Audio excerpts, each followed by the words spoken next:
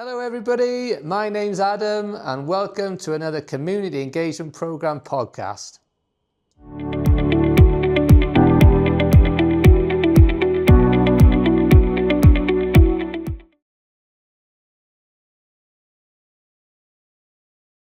Brilliant, right, welcome everybody. This is the very first podcast of our Community Engagement Programme. I'm joined by Gareth Thomas and Mike Doyle, who are our brand ambassadors, and we're here to talk about essentially what is the evolution of KitKlub right into what the Community Engagement Programme is today. So, two Welsh legends, one rugby, one showbiz, one rugby into showbiz. Is that fair to say, Gareth, maybe? Yeah, definitely not one showbiz into rugby. Definitely not. But Mike and Gareth are here to talk about their incredible careers, how you guys become friends, how KitKlub started, and then how the Community Engagement Programme evolved from what essentially was, going out into the communities and handing out kits to many sports clubs. So we're going to have a few stories, a little bit of purpose on the Community Engagement Programme, and no doubt a bit of mischief, because you pair are going to be hard to handle. I have no doubt about it. Anyway, let's start with you first, Mike. So, Mike, such a long, wonderful, colourful career in showbiz. When did you first realise that performing was going to be your calling?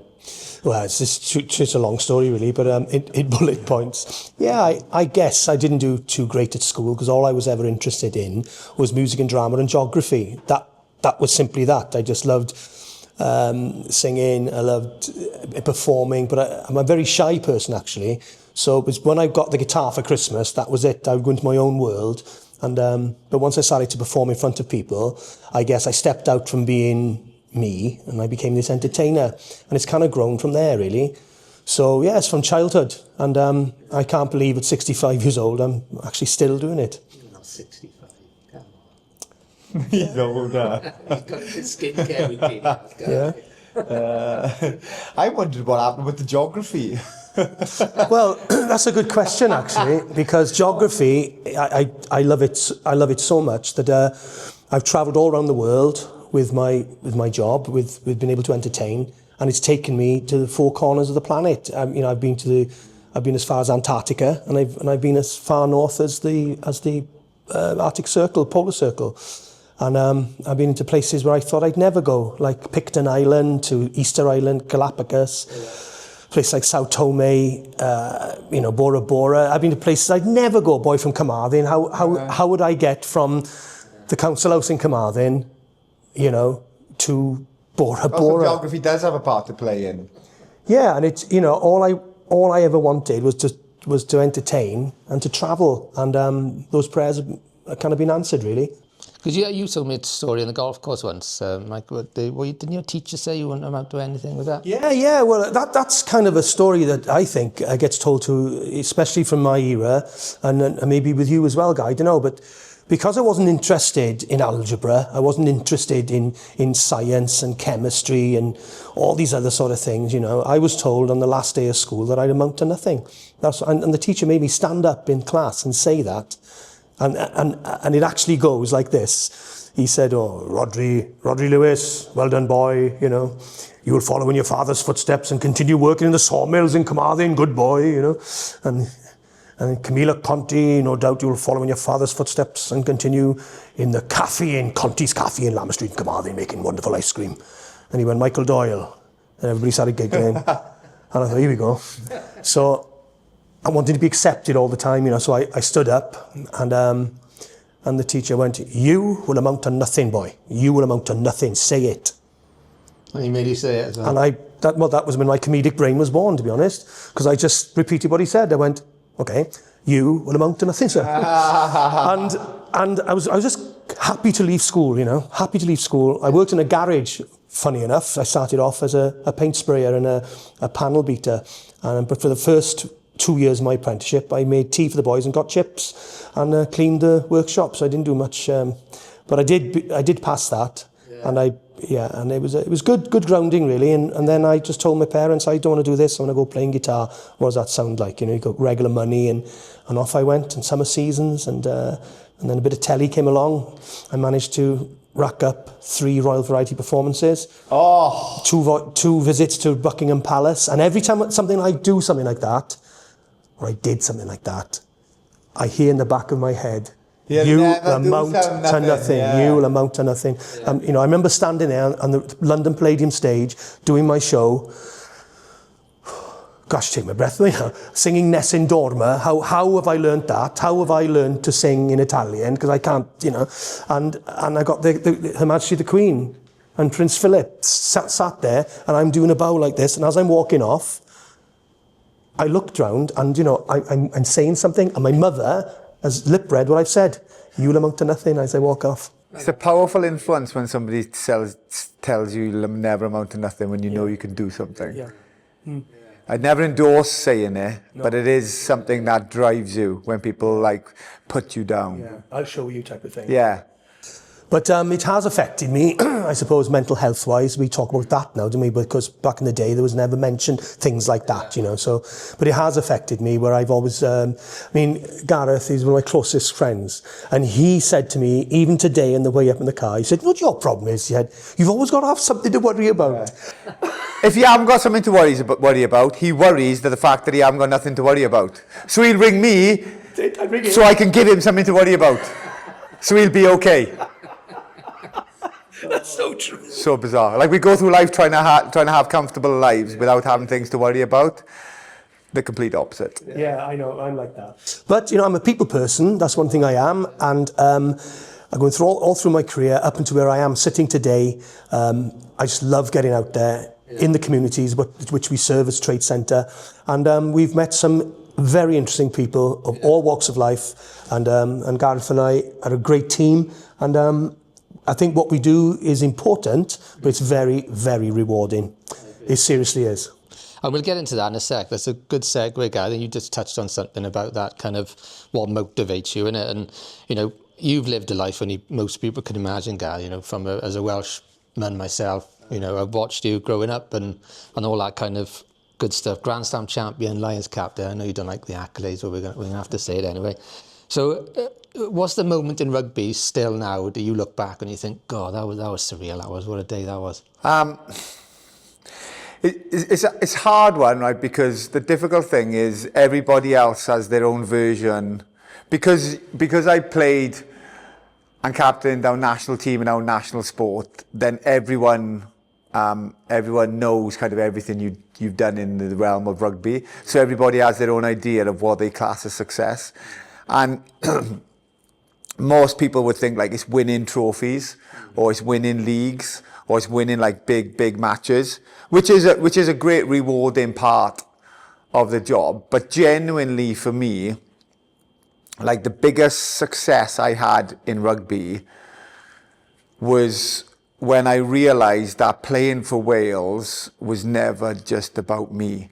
Because there's like a motivation, there's a real motivation to play for Wales, right? Because growing up, you know, my parents sacrificed so much and they drive you all over the UK, and there's a reward of wanting to give back to them. There's a real like reward of thinking all the hard work you put in will be rewarded for the success of reaching the pinnacle of playing for Wales. And it sometimes can become like this real selfish thing. But then when you start playing for Wales and you do it passionately for yourself, but when you then start to realise that it's not about you, it's about 3.5 million people who have a sense of going to work on a Monday morning to a job that potentially they dislike.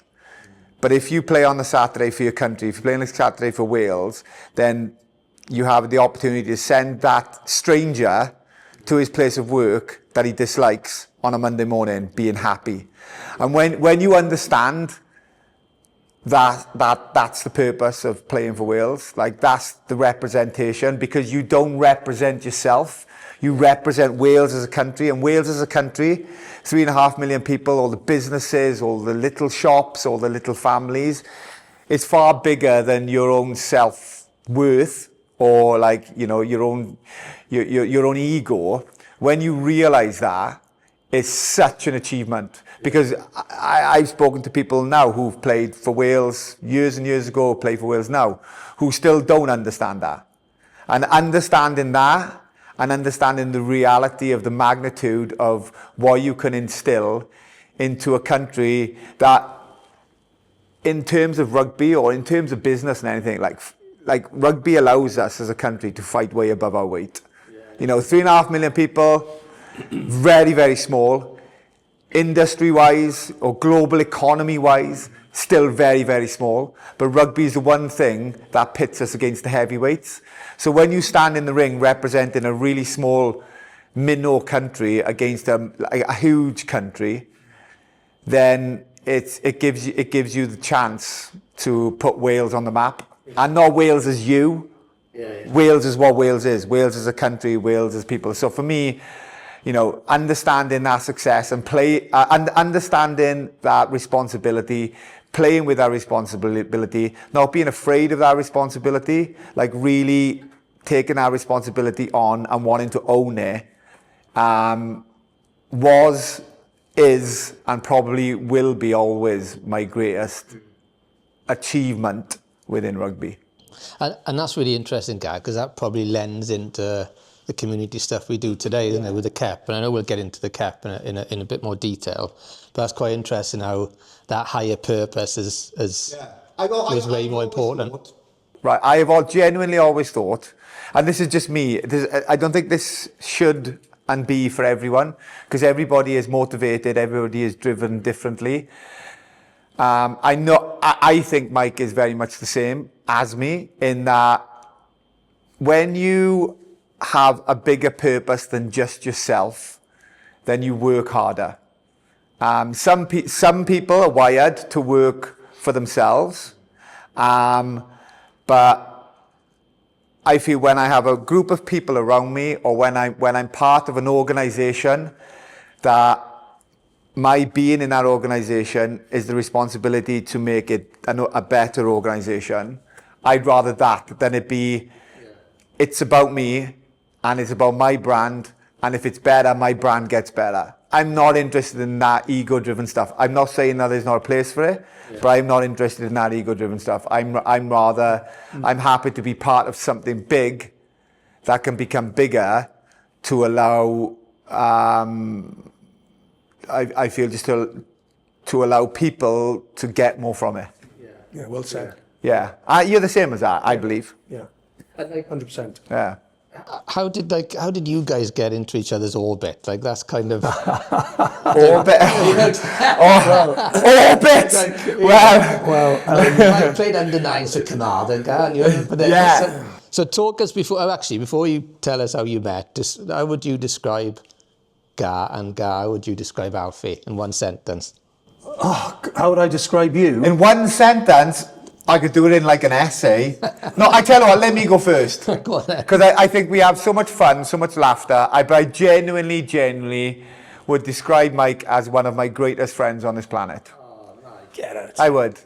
I genuinely would. I genuinely would. Because like friendship is a lot of things. I agree. Yeah. But I think trust is something that is really rare and really hard to find. And also trust is something I think you can sometimes, and not that I've done it, you can sometimes test the water on trust, and just, you know, drop the pebble in and see what ripple affects and what it has. And never have I tested Mike, but there's been times, you know, we've worked together now for a long time, and it's like, it's unquestionable. Oh, there's never been a moment where I have questioned his loyalty to our friendship. That doesn't mean he doesn't tell me that I've screwed up, and that tell me that you should do this way, because I listen, because I trust that. But I genuinely would describe him as one of the greatest friends I've got on this planet. Beat that. Boom, that's why I wanted to go first. Okay. Well, how do I describe? Don't you dare say a bad one now after I said a good one. I genuinely think he's my greatest friend. You know? Do you know what? Look, Gareth, you know when someone's got your back, right? He's got my back. I know he has. And I give you a straight as come to mind, panto. We did pantomime together, right? And we had a simple routine, and for some reason, I always found it, I think it was badly written, this particular scene, right? So we're on next to each other, and I've blanked. Now there's 1,200 people staring at you, and I've gone, shut down. Now, he could have, or somebody could have, just go, Let him sink. and I'd sink. But he jumped in, like as if I was falling off a cliff, and he grabbed my hand and he pulled me up, right? And I just, under my breath, went, thanks, like that, and he, you know? And that happened a lot in that scene, because I could never remember it, right? But working with this man is insane. I too, like you, Adam, used to watch him on the telly. I lost my voice once, screaming. And I, you know, to think that, and I don't want to blow smoke and all the rest of it. And Oh no, blow smoke. but to think we got you, mate, as brand ambassador here for Trade Centre, you know, a captain of the British Lions, and when we go to visit people, I always say, and especially you're up in the Midlands or somewhere up in Manchester, and I say it's Gareth Thomas, captain of Wales, captain of the British Lions, you know, and he always goes, oh come on, yeah, oh, yeah, whatever. But I want to say that because I'm so proud of that. Yeah. I'm really, really proud that that I'm working alongside, you know, a past British Lions captain who's giving master classes to certain teams. I mean, Wednesbury up there, Rugby Football Club, adore him, you know, and he gave a masterclass there once, and I'm watching their coach, which was interesting, because you kept going, oh, I'm not trying to tread on your toes, I'm just, you know, and he's going, no, please, mate, carry on, mate. There's an accent for you. That's the second one of the day, mind you. I can't help doing other people's accents. Don't worry, mate, no, it's fine, mate, you just carry on, he says, it's great. I'm ecstatic, mate. I'm ecstatic, mate. So, yeah, that's just having some fun, by the way. But, you know, it's just a great partnership. I trust him 101%, and that is what this friendship's all about. Yeah. Is because I went to Gareth in pantomime and I said, look, Gar, because he used my dressing room as if it was his own. He was always in there stealing my tea and my biscuits and my Welsh cakes. Then he complained the Welsh cakes weren't done properly and stuff like that. That's Marie's fault, though, isn't it? My wife's fault. So I remember saying to him, look, I'm doing this thing called KitKlub.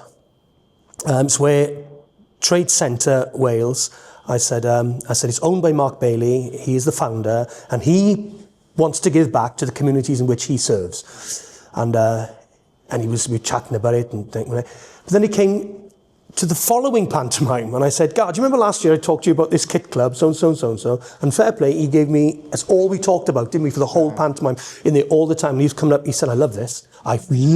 He said, in fact, you're giving back. And in those days, we were sponsoring 400 teams. And it was a big undertaking, you know, but things have moved on from that now. But we were going as far as North Yorkshire, you know, as far as Liverpool and all over South Wales. But yeah, it's a massive undertaking. But he took it on board, and I said, you know, how would you fancy coming with me on this journey? And when he said yes, sometimes you think someone will say yes, and then they'll get fed up of it or something. Oh, listen, I'm really busy, which he will be, and he is. But he hasn't. He's still here. We're still here. We're still, you know, we meet every week. We're constantly on the phone, working out what we're going to do, who have you spoke to, you know, and all the rest of it. And but I'm the soft one in this relationship. You're tougher than me, and you. Yeah, I just want to give everybody everything all the time. But he always second guesses. He always says, "Hang on, Mike. Let's just look at this," you know, and which is a good thing. It's a good thing. Otherwise, we'd both be yes men.